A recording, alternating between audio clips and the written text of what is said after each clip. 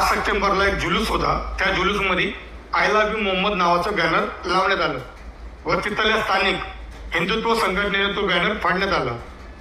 Banner फाडल्यानंतर याची प्रतिक्रिया जास्त तीव्र वाढली.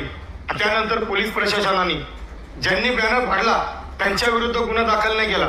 ज्यांनी जो बॅनर लावला म्हणजे मुसलमान समाजाच्या लोकांनी आय लव्ह यू मोहम्मद नावाचा बॅनर लावला, त्यांच्यावर 25 जणांवर गुन्हा दाखल करण्यात आलेला आहे. तर माझं असं म्हणणं आहे की मुसलमान समाज हा भारतातला एक नागरिक आहे.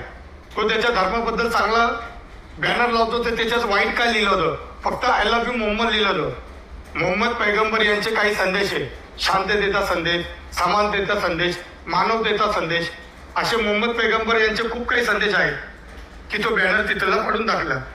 मग माझं असं म्हणणं आहे की मुसलमान समाजाला भारतामध्ये राहण्याचा अधिकार नाही का? तुम्ही त्यांचे अधिकार छिनून का घेतात?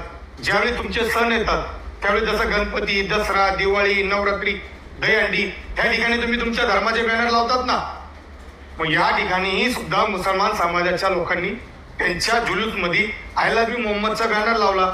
हिच्यात राग भरण्याची काही गोष्ट नाही ना. तर मी आज बोलतो आय लव्ह यू मोहम्मद.